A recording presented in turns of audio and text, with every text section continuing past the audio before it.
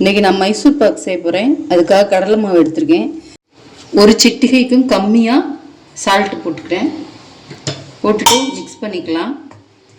இப்போ இந்த ஒரு கப் ஆயிலை இதில் ஊற்றி நல்லா மிக்ஸ் பண்ணி எடுத்துக்கணும். ஒரு கப் கடலை மாவுக்கு ஒரு கப் சர்க்கரை எடுத்து கொட்டி வச்சுருக்கேன். ஒரு கப் ஆயில் எடுத்து கடலை மாவை நல்லா இந்த மாதிரி கரைச்சி வச்சுருக்கேன். கட்டி இல்லாமல் கரைச்சி வச்சுக்கோங்க.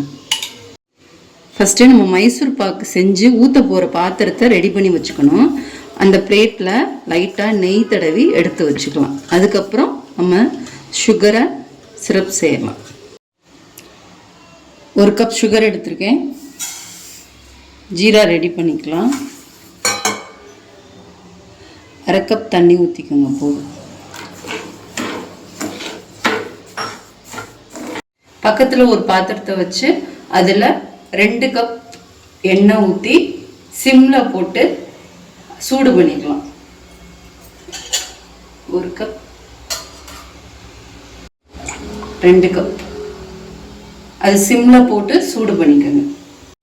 ஜீரா கரைகிறதுக்காக அடுப்பை சிம்மு மீடியம் ஹையில் வச்சு நல்லா கரைய விட்டுக்கோங்க. மேக்ஸிமம் சிம்லேயே வச்சுக்கோங்க. ஒரு பாகு வர வரைக்கும் நம்ம கரைக்கணும்.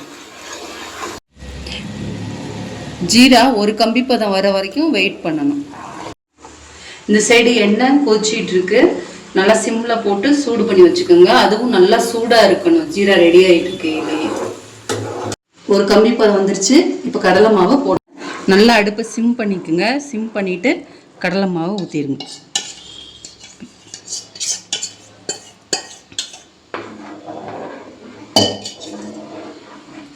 இந்த மாதிரி நல்லா கரைச்சிக்கணும். ஃபஸ்ட்டு நெய்யில் மீடியம் ஹை ஸ்லோன்னு வச்சு இதை நல்லா கரைச்சிக்கோங்க. நல்லா கெட்டியானதுக்கப்புறம் நம்ம அந்த எண்ணெயை இதில் ஊற்றலாம். இன்னும் கொஞ்சம் கெட்டியாகணும். இந்த ஸ்டேஜில் நம்ம பக்கத்தில் இருந்து ஆயில் எடுத்து கொஞ்சம் கொஞ்சமாக இதில் ஊற்றிக்கலாம். நல்லா பார்த்தீங்களா, நல்லா மொரன்னு வருது. அந்த மாதிரி வரும். கொஞ்சம் கொஞ்சமாக எடுத்து நம்ம ஊற்றிக்கணும். ஆயில் நல்லா சூடாக இருக்கணும்.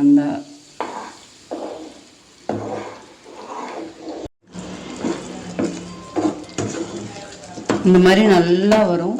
எண்ணெயை அதுவே வெளியில் கக்க ஆரம்பிச்சிடும். அந்த டயத்தில் நம்ம ஆஃப் பண்ணிக்கலாம். அது வரைக்கும் ஆயில் கொஞ்சம் கொஞ்சமாக எடுத்து ஊற்றணும்.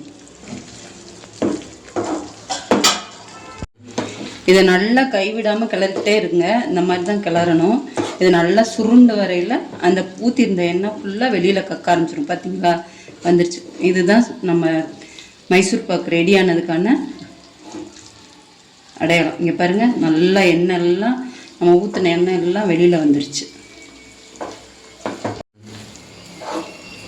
இப்போ எண்ணெய் ஃபுல்லாக வெளியில் வந்துருச்சு. இங்கே பாருங்கள், நல்லா பாருங்கள், எண்ணெய் ஃபுல்லாக வெளியில் வந்துருச்சு.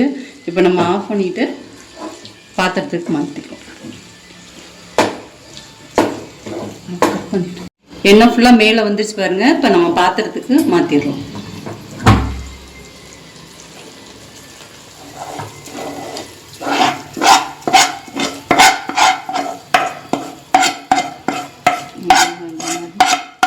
எண்ணெய் இருக்கேன்னு பயப்படாதீங்க.